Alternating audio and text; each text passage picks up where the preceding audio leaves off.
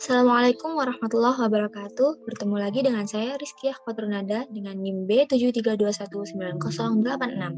Nah, dalam kesempatan kali ini saya akan membahas sedikit tentang teori perkembangan karir menurut Donald Super. Nah, teori perkembangan menurut Donald Super ini memiliki konsep dasar. Nah, apa sih konsep dasarnya? Ya, konsep yang mendasari teori Donald Super ini adalah suatu konsep diri, di mana pekerjaan merupakan perwujudan konsep diri. Artinya, seseorang individu berusaha menerapkan konsep diri itu dengan memilih pekerjaan yang menurutnya paling memungkinkan untuk mengekspresikan dirinya. Nah, selanjutnya ini ada self-concept, lalu self-concept vocational, dan vocational satisfaction. Nah, ini apa sih maksudnya? Jadi, self-concept vocational itu konsep diri yang menjuru atau yang terfokus pada satu hal. Nah, ini untuk mendapatkan self-concept vocational, kita harus memiliki pemahaman diri dan pengalaman luas terkait dunia kerja. Nah, dari dua hal itu, kita akan mendapatkan konsep diri vocational yang lebih baik. Dari konsep diri vocational yang lebih baik, kita akan mendapatkan vocational satisfaction atau kepuasan tersendiri. Nah, selanjutnya ini vocational self-concept berkembang melalui beberapa hal. Ini ada pertumbuhan fisik dan mental, observasi kehidupan bekerja, observasi terhadap orang-orang yang memegang jabatan tertentu, penghayatan pengalaman hidup, dan yang terakhir, pengaruh yang diterima dari lingkungan. Selanjutnya, teori super dinyatakan dalam bentuk proposisi. Pada mulanya, yaitu pada tahun 1953, Super mengenali 10 proposisi. Kemudian, pada tahun 1957 bersama Bahraj, proposisi tersebut dikembangkan menjadi 12 proposisi. Nah, proposisi-proposisi itu adalah, yang pertama, setiap individu memiliki kemampuan, minat, dan kepribadian yang berbeda-beda. Dan yang kedua, berdasarkan perbedaan yang ada, setiap individu mempunyai kewenangan untuk melakukan sejumlah pekerjaan.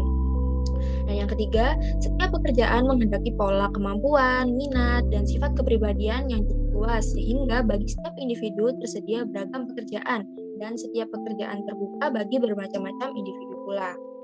Dan yang keempat, ini ada preferensi dan kemampuan vokasional, dan konsep diri orang itu berubah-ubah. Pilihan dan penyesuaian merupakan proses yang berkelanjutan.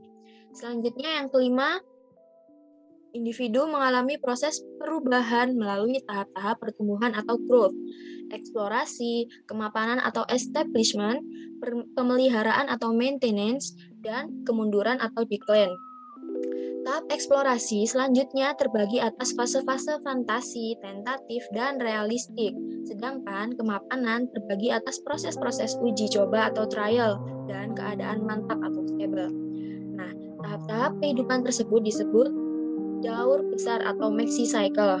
Orang-orang juga mengalami daur yang lebih kecil ketika dalam peralihan satu tahap ke tahap berikutnya, yaitu waktu terjadi ketidakmapanan karir.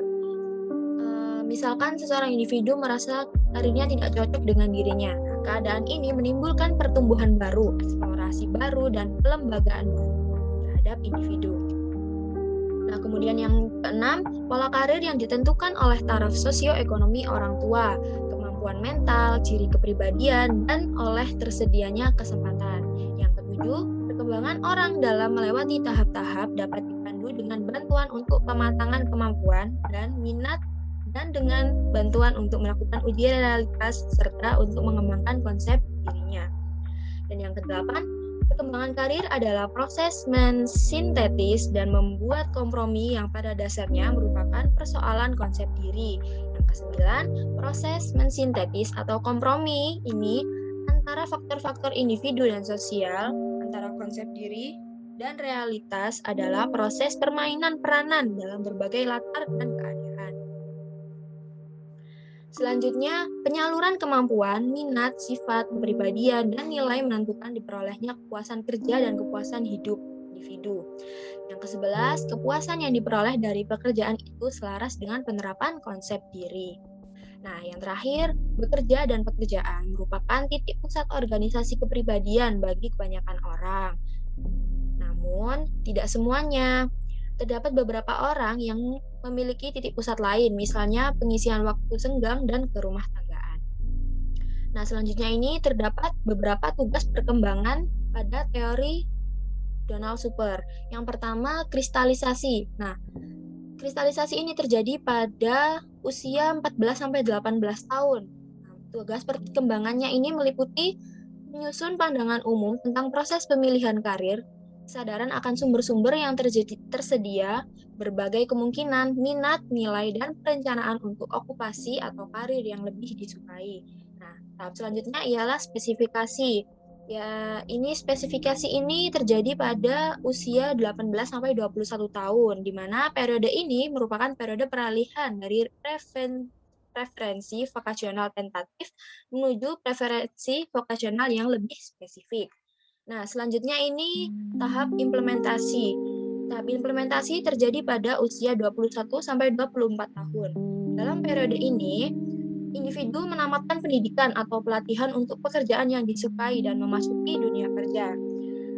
Nah, untuk selanjutnya ini tahap stabilisasi. Tahap stabilisasi terjadi pada usia 24-35 tahun.